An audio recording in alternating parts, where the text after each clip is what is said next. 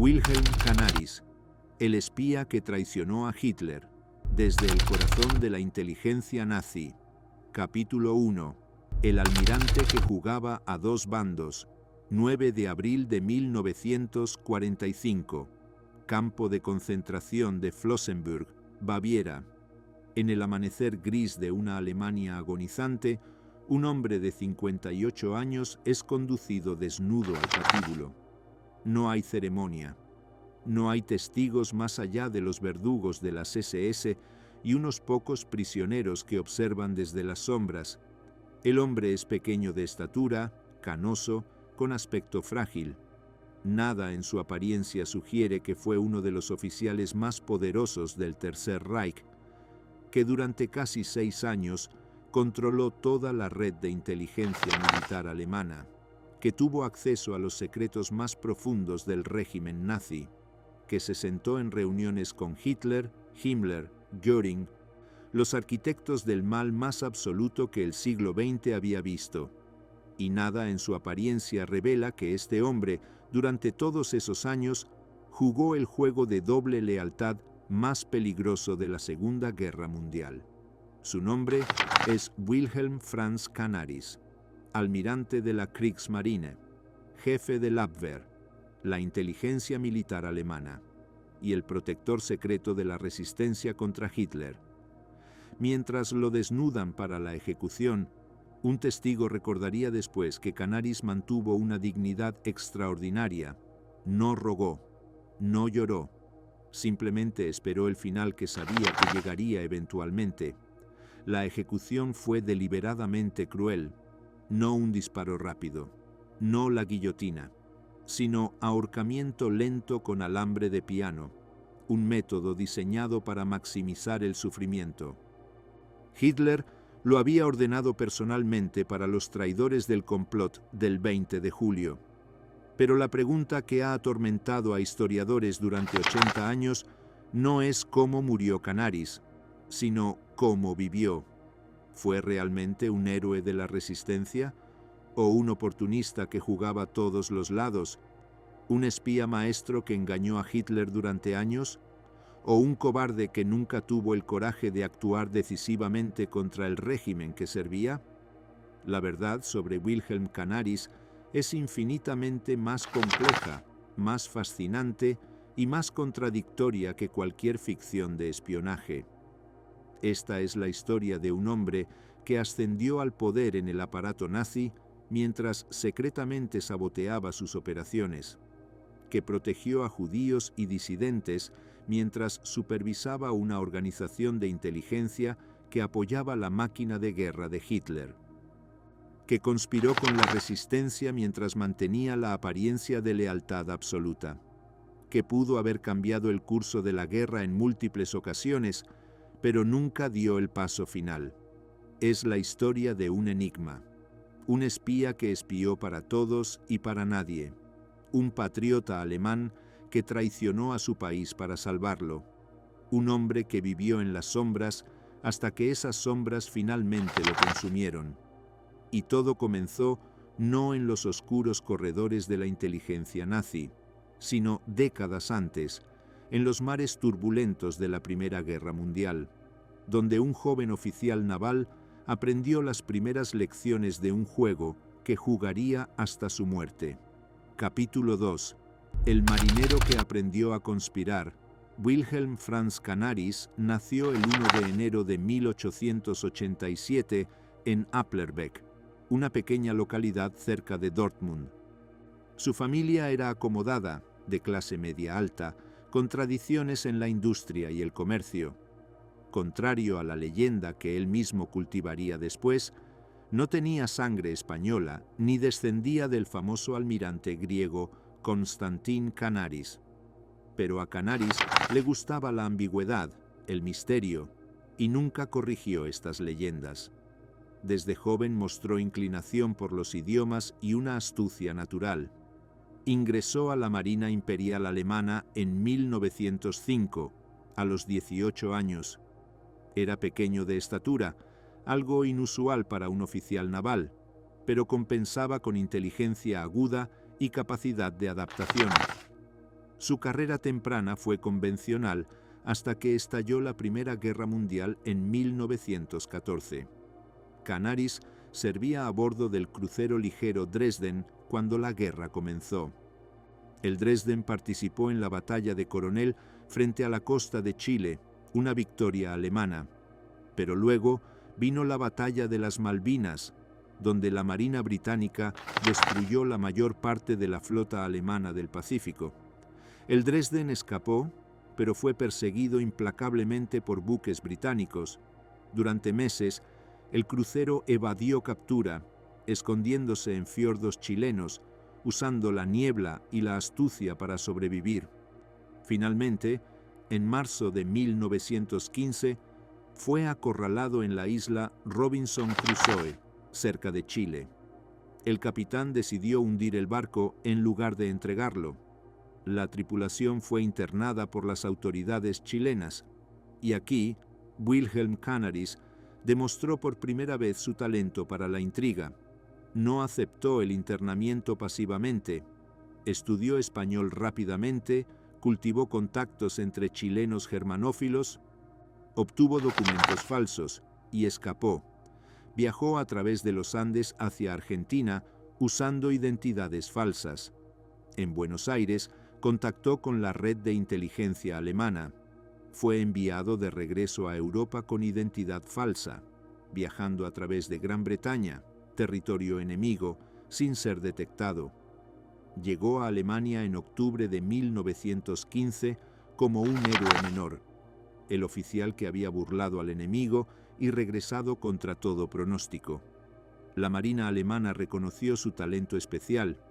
No era el mejor táctico naval, no era el más valiente en combate, pero tenía algo más valioso: la capacidad de operar en las sombras, de engañar, de navegar situaciones complejas donde la astucia importaba más que la fuerza. Fue asignado a operaciones de inteligencia en el Mediterráneo. Trabajó en España, donde la red de espionaje alemana operaba contra los aliados. Allí perfeccionó sus habilidades: reclutamiento de agentes, operaciones encubiertas, manipulación de información. Durante estos años, Canaris también desarrolló sus opiniones políticas. Era conservador, monárquico, patriota alemán de manera tradicional, pero no era ideólogo. Su lealtad era hacia Alemania como concepto, no hacia un sistema político específico. La derrota de Alemania en 1918 lo afectó profundamente. Como a muchos oficiales de su generación, la humillación del Tratado de Versalles, la revolución comunista fracasada, el caos de la República de Weimar, todo esto lo llenó de amargura. En los años inmediatos de posguerra, Canaris participó en los Freikorps, unidades paramilitares que combatieron contra revolucionarios comunistas en Alemania. Fue implicado, aunque nunca probado, en el asesinato de líderes comunistas Karl Liebknecht y Rosa Luxemburg en enero de 1919. Si participó directamente o no permanece incierto, pero ciertamente estuvo en el círculo de oficiales involucrados. Estos años formaron su carácter político: anticomunista visceral, conservador autoritario, pero pragmático. No era nazi en absoluto. De hecho, despreciaba la vulgaridad del nazismo, su pseudo-intelectualismo racial, su brutalidad sin sofisticación. Permaneció en la Reichsmarine, la marina reducida que el Tratado de Versalles permitía a Alemania. Ascendió lentamente. Se casó con Erika Wack en 1919, una mujer de familia aristocrática. Tuvieron 2 hijas. Por fuera, era un oficial naval convencional, dedicado a su familia y carrera. Pero Canaris nunca abandonó su interés en la inteligencia. Mantuvo contactos en España y América Latina. Siguió perfeccionando idiomas. Hablaba alemán, inglés, español, francés con fluidez, algo de italiano y griego. Cuando Adolf Hitler tomó el poder en 1933, Canaris observó con mezcla de esperanza y aprensión. esperanza porque Hitler prometía revertir Versalles, reconstruir la marina, restaurar el orgullo alemán. Aprensión porque la brutalidad del régimen era obvia desde el principio. Inicialmente, Canaris colaboró. Como la mayoría del establishment militar conservador, veía a Hitler como un mal necesario, un líder vulgar quizás, pero uno que podía devolverle a Alemania su poder. En enero de 1935, Canaris fue nombrado jefe del Abwehr, la inteligencia militar alemana. Tenía 48 años, era una posición de inmenso poder, control sobre espionaje, contraespionaje, sabotaje, operaciones especiales, y fue desde esta posición que Wilhelm Canaris comenzó su extraño doble juego, porque casi inmediatamente después de asumir el mando, comenzó a usar el Abwehr no solo para servir al régimen nazi, sino también para subvertirlo. La pregunta es, ¿por qué? Capítulo 3. El arquitecto de la ambigüedad. Para entender lo que Canaris hizo con el Abwehr entre 1935 y 1944, primero debemos entender qué era el Abwehr. El término significa defensa en alemán, pero el Abwehr era tanto ofensivo como defensivo. Era la agencia de inteligencia militar alemana separada de las SS y la Gestapo, reportando al alto mando de la Wehrmacht. Sus funciones incluían espionaje en el extranjero, contraespionaje en casa, sabotaje, operaciones de comando, guerra psicológica. Cuando Canaris asumió el control, el Abwehr era una organización relativamente pequeña y desorganizada. La transformó en una red global con miles de agentes en todos los continentes.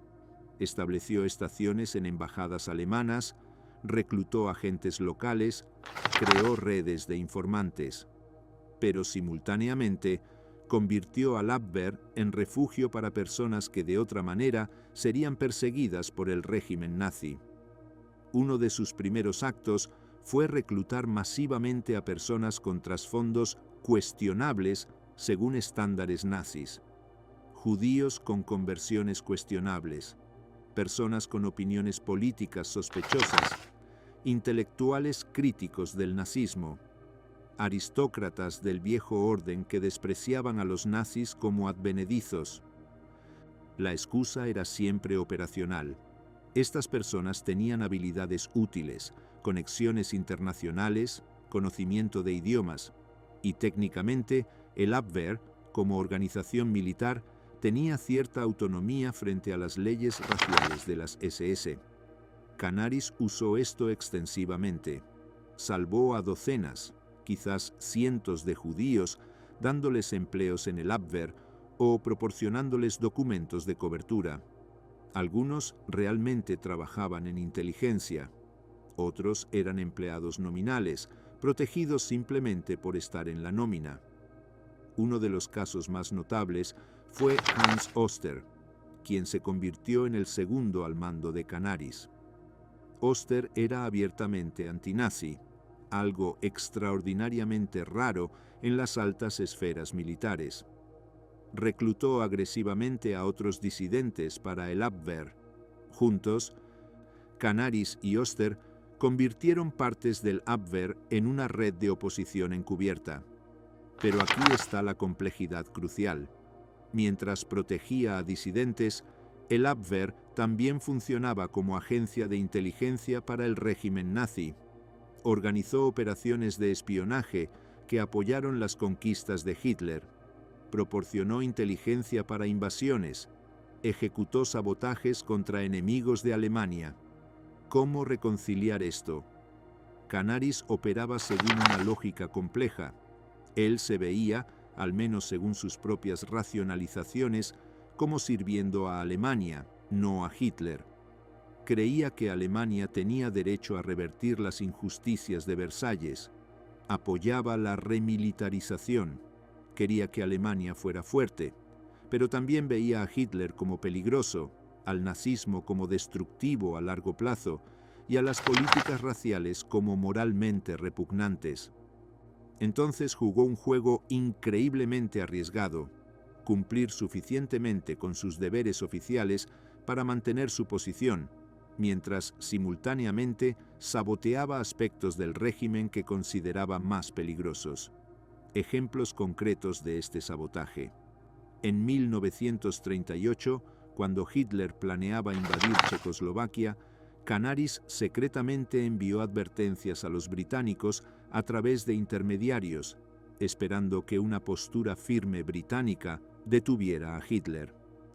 Los británicos no respondieron firmemente, y la crisis de los Sudetes terminó con la capitulación en Múnich. Canaris también conspiró con generales que planeaban un golpe si Hitler ordenaba la invasión. El plan era arrestar a Hitler y establecer un gobierno militar.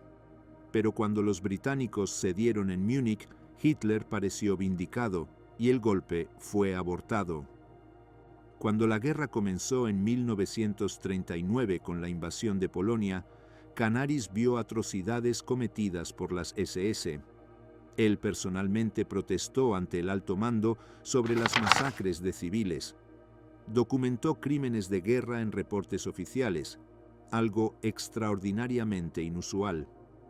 Estas protestas no detuvieron las atrocidades, pero crearon registros que después serían usados en Nuremberg para probar que algunos oficiales alemanes sabían y se opusieron. Durante la campaña de Francia en 1940, hay evidencia de que Canaris pasó información a través de canales neutrales que potencialmente ayudó a los aliados. Nada decisivo, nada que cambiara el resultado, pero suficiente para considerarse traición técnica.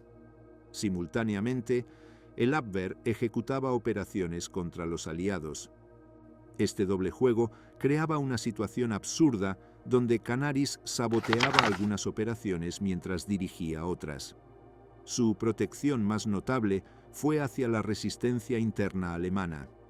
Cuando Henning von Treschow y otros oficiales comenzaron a planear atentados contra Hitler, Canaris y Oster proporcionaron ayuda crucial: explosivos del Abwehr, documentos de viaje, comunicaciones seguras, cobertura operacional. Canaris nunca participó directamente en intentos de asesinato. Era demasiado cauteloso, demasiado indirecto, pero facilitó a quienes sí lo hacían. También usó el Abwehr para rescatar a judíos.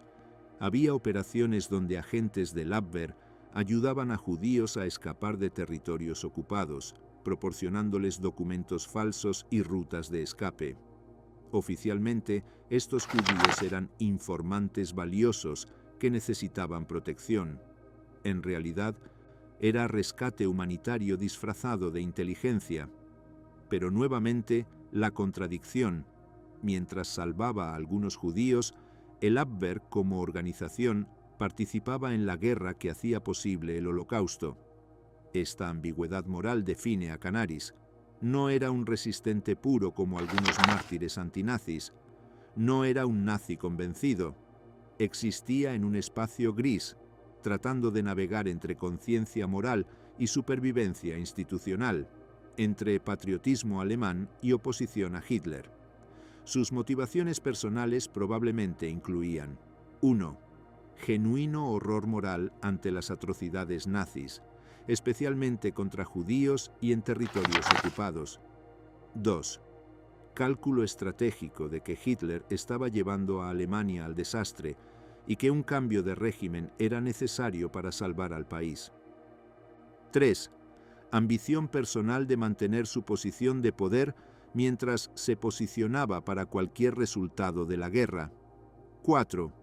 Quizás, en el nivel más profundo, un sentido de juego, el placer intelectual de engañar, de jugar al espía maestro contra todos. Lo que es indiscutible es que Canaris fue extraordinariamente hábil en este juego durante años. Mantuvo la confianza de Hitler y otros líderes nazis, mientras simultáneamente traicionaba aspectos fundamentales del régimen. Pero todo juego de este tipo tiene límite. y para Canaris ese límite llegó cuando las SS finalmente acumularon suficiente evidencia de incompetencia o traición del Abwehr. Capítulo 4. La guerra de las sombras contra las SS. Desde el principio, Wilhelm Canaris tuvo un enemigo mucho más peligroso que los aliados: Heinrich Himmler y las SS. Himmler, como Reichsführer de las SS, controlaba su propia red de inteligencia, el SD, el Sicherheitsdienst, dirigido por Reinhard Heydrich, y después de su asesinato en 1942 por Ernst Kaltenbrunner. El SD y el Abwehr supuestamente cooperaban, pero en realidad competían ferozmente. Esta competencia no era solo burocrática, era ideológica. El SD estaba completamente nazificado, fanáticamente leal a Hitler, ejecutor de las políticas raciales más extremas. El Abwehr, bajo Canaris, mantenía cierta cultura del viejo ejército prusiano, con sus códigos de honor y profesionalismo. Las SS sospechaban del Abwehr desde temprano. Himmler desconfiaba de Canaris personalmente, lo veía como demasiado blando, demasiado vinculado al viejo establishment, potencialmente desleal, y tenía razón. Durante años, Canaris navegó esta rivalidad con astucia. Mantuvo relaciones aparentemente cordiales con líderes de las SS. Se reunía regularmente con Himmler. Intercambiaban información, pero era un baile delicado donde cada uno trataba de ganar ventaja sobre el otro. Un punto de fricción constante era el reclutamiento. Las SS querían controlar toda la inteligencia. Himmler argumentaba que solo una organización completamente leal ideológicamente podía ser confiable. El Abwehr, con sus estándares más laxos sobre pureza racial y lealtad partidaria, era sospechoso. Canaris defendía la autonomía del Abwehr argumentando profesionalismo. La inteligencia, decía, requería habilidades especiales, contactos internacionales, sofisticación que los fanáticos de las SS no poseían. Hitler, que valoraba la eficiencia, inicialmente apoyó esta división de responsabilidades, pero las SS acumulaban poder constantemente, y cada fracaso del Abwehr fortalecía su caso para absorberlo, y hubo fracasos, múltiples fracasos. El Abwehr tenía redes de espionaje extensas en Gran Bretaña antes y durante la guerra, pero los británicos, a través del MI5 y el programa de Doble Cruz, capturaron o voltearon a casi todos los agentes alemanes. Peor aún, usaron estos agentes para alimentar desinformación a Alemania. El caso más famoso fue el agente Garbo, Juan Pujol García, un español que convenció al Abwehr de que era su espía en Inglaterra. En realidad trabajaba para los británicos, proporcionando inteligencia falsa magistralmente construida. El Abwehr lo consideraba su mejor agente en Gran Bretaña. Hitler personalmente le otorgó la Cruz de Hierro por su trabajo. Los británicos después le dieron la Orden del Imperio Británico. Es posiblemente la única persona que recibió decoraciones tanto de Hitler como de Churchill. Esta humillación masiva de inteligencia, la captura de prácticamente toda la red británica del Abwehr, fue parcialmente porque los británicos eran brillantes, pero también porque Canaris y Oster no se esforzaban demasiado en proteger operaciones contra Gran Bretaña. Hay historiadores que argumentan que Canaris deliberadamente permitió que los británicos descubrieran agentes, saboteando activamente las operaciones de inteligencia contra ellos. La evidencia es circunstancial pero sugestiva. Otro fracaso fue en América Latina, donde el Abwehr tenía extensas redes, pero las contrainteligencias británicas y estadounidenses las penetraron y desmantelaron sistemáticamente. En contraste, las operaciones del Abwehr contra la Unión Soviética fueron más exitosas, quizás porque Canaris, visceralmente anticomunista, las apoyaba genuinamente. para 1942, las SS tenían munición suficiente contra el Abwehr. Himmler comenzó a presionar por reorganización, por integración de inteligencia bajo control de las SS. Canaris resistió, pero su posición se debilitaba. Necesitaba éxitos espectaculares para justificar la independencia del Abwehr. Pero los éxitos eran raros. En febrero de 1944, finalmente ocurrió lo inevitable. Hitler ordenó la absorción del Abwehr por las SS. La organización sería disuelta, sus funciones transferidas a la Oficina Central de Seguridad del Reich, dirigida por las SS. Canaris fue removido como jefe del Abwehr y asignado a una posición nominal en el alto mando de la Wehrmacht. Mantuvo su rango, su salario, pero perdió todo poder real. Oficialmente era un retiro honorable. En realidad, Canaris sabía que era el principio del fin. Las SS ahora controlarían lo que había sido su reino, examinarían archivos, interrogarían a su gente y eventualmente descubrirían evidencia de traición.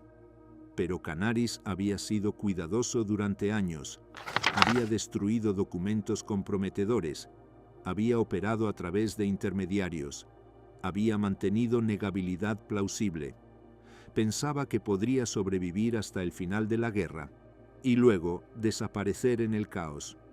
No contaba con que el complot del 20 de julio expondría todo. Capítulo 5. El colapso y la captura.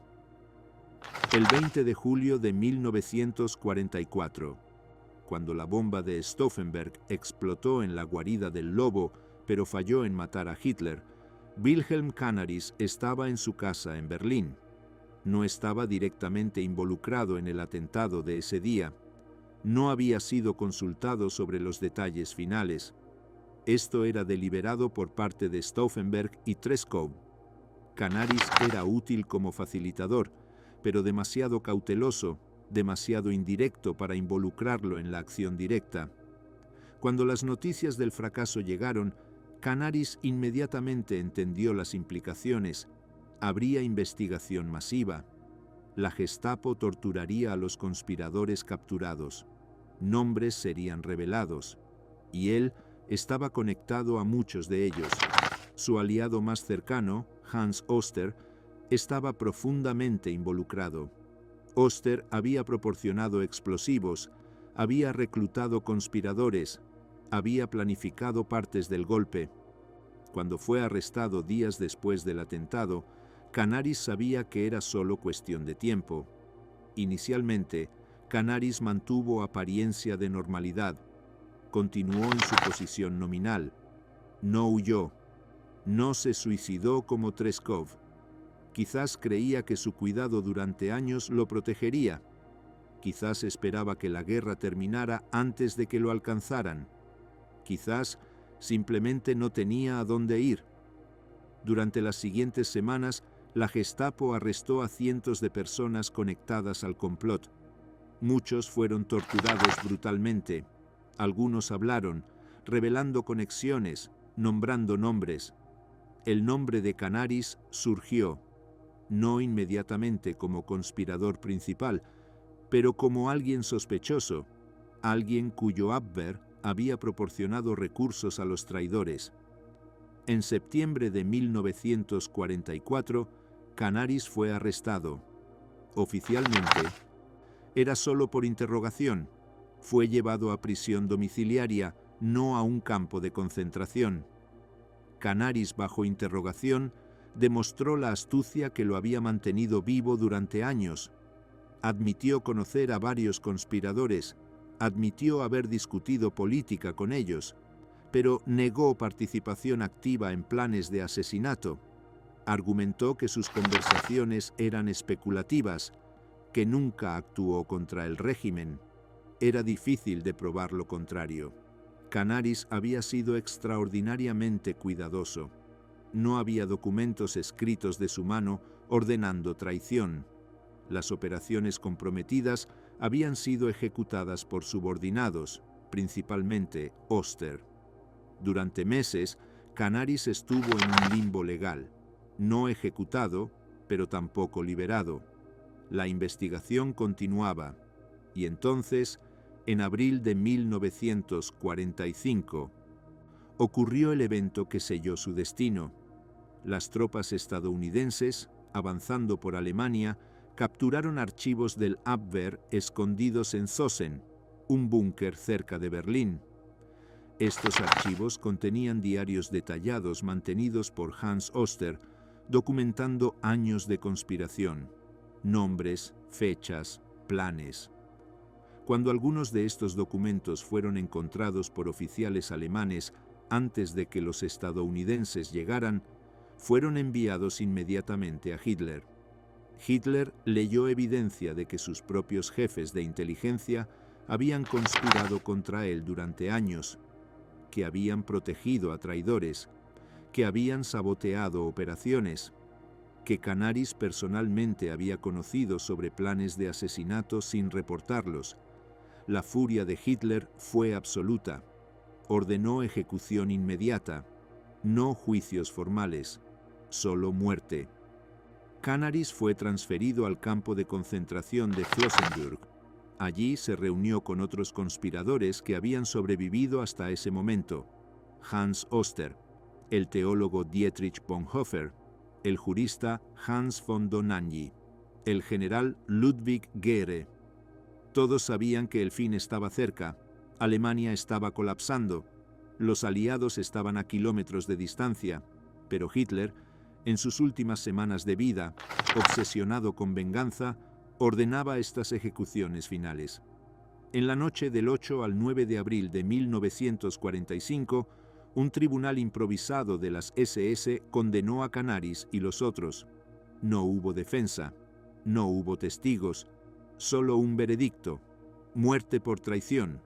Capítulo 6. Las últimas horas y la ejecución.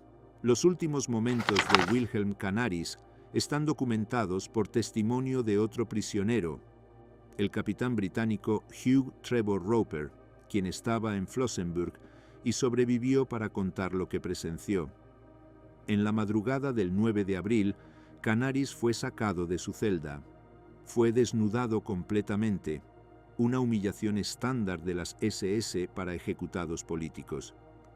A los 58 años, su cuerpo mostraba las marcas de meses de encarcelamiento: delgadez extrema, músculos atrofiados, piel pálida. Pero su comportamiento, según testigos, fue de calma extraordinaria. No rogó, no mostró pánico. Caminó hacia el patíbulo con la dignidad de un almirante. El método de ejecución fue ahorcamiento lento, no la caída rápida que rompe el cuello, sino suspensión gradual con alambre fino alrededor del cuello, elevando lentamente el cuerpo, mientras el alambre cortaba la piel y bloqueaba la respiración. La muerte tomaba minutos, no segundos. Era tortura disfrazada de ejecución. Canaris fue el primero. Lo colgaron desnudo mientras otros prisioneros, incluidos sus compañeros conspiradores, esperaban su turno. Después de Canaris, ejecutaron a Hans Oster, su leal segundo al mando. Luego a Dietrich Bonhoeffer, el teólogo que había predicado resistencia moral. Luego a los otros. Para cuando el sol salió completamente ese 9 de abril, todos estaban muertos. Horas después, tropas estadounidenses liberaron Flossenbürg. Llegaron demasiado tarde para salvar a Canaris y los otros, pero a tiempo para documentar lo ocurrido, para preservar testimonios de supervivientes, para asegurar que estas últimas atrocidades nazis fueran registradas. Los cuerpos fueron cremados apresuradamente por las SS antes de huir. No hay tumba de Wilhelm Canaris. Sus cenizas fueron dispersadas o enterradas en alguna fosa común no marcada. 28 días después, el 7 de mayo de 1945, Alemania se rindió incondicionalmente. Wilhelm Canaris murió menos de un mes antes del final de la guerra, que había ayudado a socavar desde dentro. Capítulo 7. El debate histórico. ¿Héroe o cobarde? Desde 1945 hasta hoy, historiadores debaten qué fue realmente Wilhelm Canaris. La evidencia es contradictoria, frustrante para cualquiera que busque claridad moral simple. El caso para Canaris como héroe: protegió a cientos de personas de persecución nazi, proporcionándoles empleos en el Abwehr o documentos de escape. Salvó vidas judías directamente. Facilitó la resistencia proporcionando recursos cruciales a conspiradores como Treschow y Stauffenberg. Advirtió a los aliados sobre planes de Hitler, potencialmente salvando vidas aliadas. Protestó contra atrocidades en Polonia y otros lugares ocupados. Documentó crímenes de guerra. Pagó con su vida por su oposición al régimen. El caso para Canaris como fracaso moral: sirvió al régimen nazi durante 9 años en posición clave. El Abwehr, bajo su mando, apoyó invasiones, ocupaciones, la máquina de guerra que hizo posible el Holocausto. Sus sabotajes fueron limitados, nunca decisivos. Protegió a algunos judíos mientras millones morían. Conocía sobre planes de asesinato contra Hitler, pero nunca participó directamente. Era demasiado cauteloso, demasiado preocupado por su propia supervivencia para arriesgar todo. Murió no porque eligió morir heroicamente, sino porque fue descubierto. El caso para Canaris como realista trágico: operaba en circunstancias imposibles. Un paso en falso significaba muerte inmediata, no solo para él, sino para su familia y colaboradores. Hizo lo que pudo dentro de restricciones extremas. Salvó las vidas que pudo salvar. Saboteó lo que pudo sabotear. No era superhombre capaz de derrocar al régimen solo. Fue víctima tanto como actor de la tragedia del Tercer Reich. La verdad probablemente contiene elementos de los tres. Canaris fue definitivamente más que un simple servidor del régimen. Su protección de disidentes, su facilitación de la resistencia, sus advertencias a los aliados, todo esto es documentado y va más allá de lo que cualquier oficial leal habría hecho. Pero también fue menos que el héroe puro que algunos lo han pintado. Su cautela excesiva, su negativa a comprometerse completamente con la resistencia activa, su participación continua en operaciones que apoyaban la guerra nazi, todo esto complica su legado. Lo que es innegable es su complejidad. Canaris vivió en las sombras no solo profesionalmente como espía, sino moralmente. Navegó zonas grises que la mayoría de las personas nunca enfrentan. Algunos lo comparan con Oskar Schindler, un hombre comprometido con el sistema nazi que salvó lo que pudo mientras participaba en estructuras de opresión. Otros lo comparan con Klaus von Stauffenberg, un héroe de la resistencia. Otros con oficiales que simplemente siguieron órdenes. Probablemente fue único. Un caso especial de alguien en posición única haciendo elecciones únicas. Capítulo 8. El legado y las preguntas finales. El legado de Wilhelm Canaris es profundamente debatido en Alemania y entre historiadores internacionales. En la Alemania de posguerra inmediata, fue recordado principalmente como traidor por algunos círculos militares conservadores que permanecieron leales a interpretaciones tradicionales del deber militar. Pero gradualmente, a medida que la verdadera naturaleza del régimen nazi se volvió innegable, a medida que los crímenes fueron documentados exhaustivamente en Nuremberg y después la narrativa cambió. Para los años 60 y 70, Canaris era visto crecientemente como parte de la otra Alemania, la Alemania que resistió. Junto con Stauffenberg, Treschow, Bonhoeffer y otros, representaba la prueba de que no todos los alemanes fueron nazis, que hubo resistencia interna. Hoy, su legado permanece controvertido pero generalmente respetado. Hay calles nombradas en su honor en algunas ciudades alemanas. Cuarteles militares llevan su nombre, pero no sin debate. En 2015 hubo controversia cuando se propuso nombrar un cuartel de inteligencia militar en su honor. Algunos argumentaron que era apropiado honrar a un héroe de la resistencia. Otros argumentaron que su colaboración con el régimen durante años lo descalificaba. Eventualmente, el cuartel fue nombrado en su honor, reflejando el consenso de que su resistencia final, aunque imperfecta, merece reconocimiento. Las preguntas que permanecen sobre Canaris son fascinantes. 1. ¿Cuándo exactamente se volvió contra Hitler? Hay evidencia de desconfort moral desde muy temprano, quizás 1938, pero participación activa en conspiración probablemente no antes de 1939 o 40. El momento exacto de su transformación de servidor a saboteador es incierto. 2. ¿Cuánto realmente saboteó? Los fracasos del Abwehr, especialmente en Gran Bretaña, ¿fueron incompetencia o sabotaje deliberado? Probablemente algo de ambos. Canaris no era omnipotente, no podía controlar todo, pero hay indicios de que deliberadamente no se esforzaba en proteger ciertas operaciones. 3. ¿Por qué nunca actuó decisivamente? Esta es quizás la crítica más dura. Canaris tenía acceso a Hitler, tenía recursos, tenía agentes entrenados. ¿Por qué nunca organizó él mismo un atentado?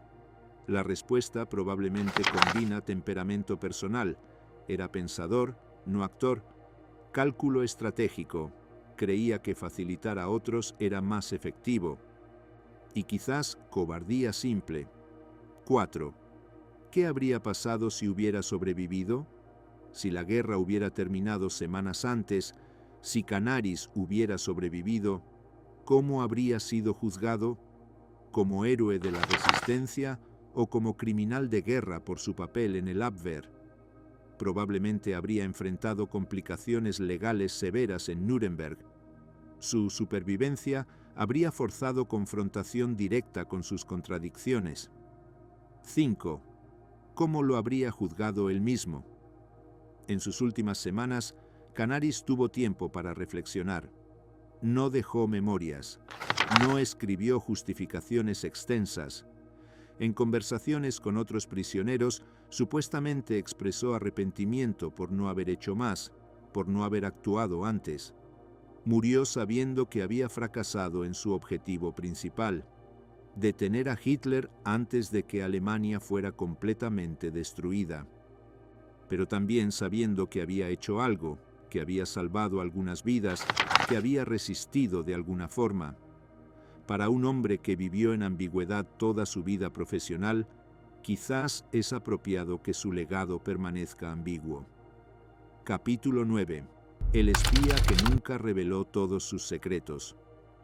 Una de las ironías más grandes sobre Wilhelm Canaris es que, como maestro del espionaje, llevó muchos secretos a su tumba sin marcar. No mantuvo diarios como Hans Oster, no escribió memorias, no dejó confesiones. La mayor parte de lo que sabemos sobre sus actividades viene de evidencia circunstancial, testimonios de otros, documentos fragmentarios. Hay operaciones del Abwehr durante su liderazgo que permanecen misteriosas. ¿Hubo contactos secretos con servicios de inteligencia aliados más extensos de lo documentado? Algunos historiadores especulan que Canaris mantuvo canales de comunicación con británicos a través de España y Suiza, pero evidencia definitiva es elusiva. ¿Saboteó operaciones específicas de maneras que nunca fueron descubiertas? Probablemente. Pero ¿cuáles exactamente, cuántas, con qué impacto? Permanece incierto. Había agentes del Abwehr que eran deliberadamente dobles, trabajando secretamente para aliados con conocimiento de Canaris? Posiblemente. El caso de agente Garbo sugiere que Canaris podría haber sabido que ciertos agentes estaban comprometidos y decidió no actuar. Estas ambigüedades frustran a historiadores, pero también reflejan la naturaleza del trabajo de Canaris. El espionaje opera en sombras. Las mejores operaciones nunca son documentadas. Los mejores secretos nunca son revelados. Canaris fue maestro de este mundo, y como tal, se aseguró de que nunca sabríamos completamente qué hizo, qué supo, qué calculó. Quizás eso era su última operación de inteligencia: mantener secretos incluso en muerte, asegurar que futuras generaciones debatirían su legado sin nunca tener todas las respuestas. Capítulo 10. Reflexiones finales. Wilhelm Canaris murió en un patíbulo improvisado en un campo de concentración, ejecutado por el régimen que había servido durante años. Su vida fue una paradoja viviente. El almirante que comandó inteligencia para el Tercer Reich, mientras secretamente saboteaba aspectos de ese mismo régimen. El espía que protegió a enemigos del Estado mientras mantenía apariencia de lealtad. El patriota alemán que traicionó a su país para salvarlo. No fue santo. Cometió errores morales gravísimos. Sirvió demasiado tiempo, demasiado efectivamente en algunos aspectos, al aparato nazi. Salvó algunas vidas mientras millones morían. Saboteó algunas operaciones mientras otras procedían. Pero tampoco fue simple villano. En circunstancias extremadamente difíciles, tomó decisiones que salvaron vidas, protegió a personas vulnerables, facilitó resistencia, arriesgó y finalmente perdió su vida oponiéndose al mal. La pregunta que su vida plantea no es si fue perfecto. Obviamente no lo fue. La pregunta es, ¿qué haríamos nosotros en su posición? Si te encuentras dentro de un sistema malvado, con familia que proteger, con poder limitado pero real, con conocimiento de atrocidades pero incapacidad de detenerlas todas, ¿qué haces? ¿Te retiras completamente, preservando pureza moral, pero abandonando cualquier capacidad de hacer bien? ¿Resistes abiertamente, muriendo inmediatamente y logrando nada? ¿O haces lo que Canaris hizo? ¿Permaneces dentro del sistema, comprometiéndote en algunos aspectos, saboteando lo que puedes, salvando a quienes puedes, esperando oportunidad de hacer más? No hay respuesta fácil, y esa es precisamente la lección. La vida de Wilhelm Canaris nos recuerda que la moralidad en circunstancias extremas raramente es clara, que personas imperfectas pueden hacer cosas buenas, que la resistencia toma muchas formas, que el juicio histórico es complicado. 80 años después de su muerte, seguimos debatiendo su legado. Y quizás eso es apropiado, porque Wilhelm Canaris fue hombre de contradicciones, vivió en sombras, jugó juegos peligrosos, salvó y falló, resistió y colaboró. Fue, en resumen, profundamente humano, con todas las contradicciones, debilidades, ocasionales grandezas que eso implica. Y en su muerte en ese patíbulo en Flossenbürg, en esos últimos minutos de sufrimiento, mientras el alambre cortaba su cuello, Wilhelm Canaris pagó el precio final por haber jugado el juego más peligroso de todos: tratar de servir a dos maestros, tratar de salvar su alma mientras servía al diablo. Fracasó en muchos aspectos, pero intentó, y en el balance final de la historia, quizás intentar en circunstancias imposibles merece algún reconocimiento, no como héroe puro, no como mártir santo, sino como hombre complejo que, enfrentado con el mal absoluto, eligió resistir de la única forma que sabía, imperfectamente, incompletamente, pero genuinamente. Y por eso su nombre perdura, no sin controversia, no sin crítica, pero perdura. Wilhelm Canaris, el almirante que traicionó a Hitler, el espía que jugaba a todos los lados, el enigma que llevó sus secretos finales a una tumba sin marcar. Su historia no ofrece lecciones simples, no proporciona respuestas fáciles, pero plantea las preguntas correctas, y a veces eso es lo mejor que la historia puede hacer. Fin.